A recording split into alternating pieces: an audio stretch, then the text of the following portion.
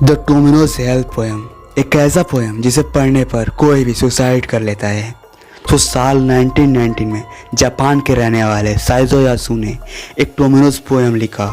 इस पोएम को पब्लिश होते ही कई लोगों का ऐसा मानना था कि ये पोएम कर्स्ड यानी कि श्रापित है और इसकी वजह से कई लोगों ने अपनी जान दे दी। साल 1920 के बाद लोगों का ये मानना था कि कोई भी अगर इस पोएम को जोर जोर से पढ़ लेगा तो वो खुद से सुसाइड या फिर उसकी किसी एक्सीडेंट में मौत हो जाएगी। तो क्या सच में कोई ऐसा पोएम इतना श्रापित हो सकता है कि वो किसी भी इंसान की जान ले ले? अगर हाँ तो क्यों? तो आखिर क्या है इस पोएम की श्रापित होने की असली वजह जानेंगे आज के इस वीडियो में। तो काफ़ी सारे रीडर्स ने इस पोएम को रीड करते टाइम ये दावा किया था कि उन्हें इस पोएम को रीड करते ही ये बिलीव हो जाता है कि उनके साथ कुछ न कुछ होने वाला है। सो इस पोएम से इंस्पायर होकर एक जापानीज मूवी मेकर सुशिरो ताकायामा ने इस पर एक मूवी भी बनाई थी। इसके रिलीज़ होने के कुछ ही दिन बाद उनकी मौत हो गई। और ये एकलौती ऐसी केस नहीं है इस पोएम से रिलेटेड। अब इस पोएम की जो ओरिजिनल पब्लिश बुक है उसकी हेडिंग पर साफ साफ वार्निंग में पहले ही लिख कर दिया गया था कि if you read this book aloud tragic thing will happen, यानी कि अगर तुम इस बुक को या पोएम को जोर जोर से पढ़ोगे तो तुम्हारे साथ कुछ न कुछ बुरा होगा।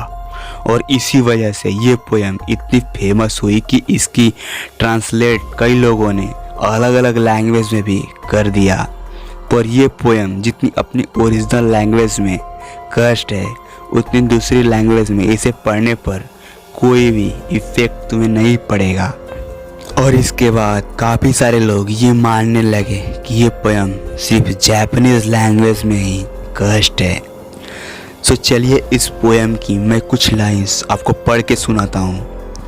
The elder sister vomited blood, the younger sisters breathing fire, while sweet little Tomino's just plates of the javelins.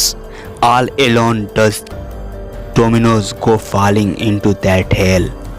इस पोएम में एक टोमिनोज नाम की लड़के के बारे में बताया गया है जिसकी दो सिस्टर्स उसके साथ काफ़ी बुरा बिहेव करती हैं।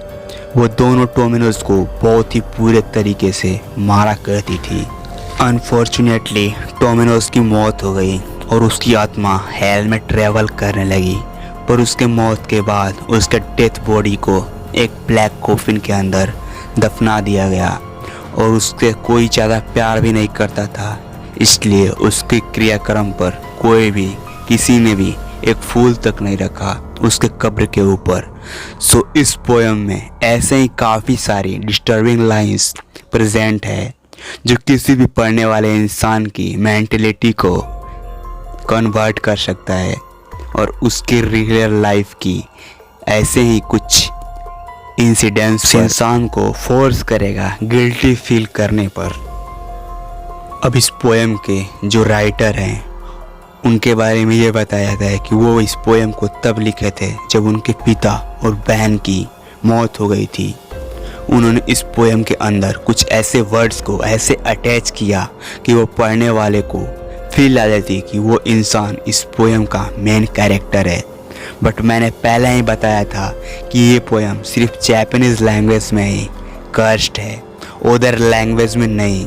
सो इसलिए इस पोएम को अगर कोई ट्रांसलेट लैंग्वेज में पढ़ता है तो उस पर ज़्यादा इफ़ेक्ट नहीं पड़ता। और जो भी इंसान इस पोएम की ओरिजिनल लैंग्वेज को पब्लिश्ड पोएम को पढ़ता है तो वो अपनी लाइफ की किसी अनहैप्पी इंसिडेंट या फिर किसी पछतावे भरी चीज़ को फील करता है जिससे उसके साथ कुछ न कुछ बुरी इंसिडेंट हो जाती है।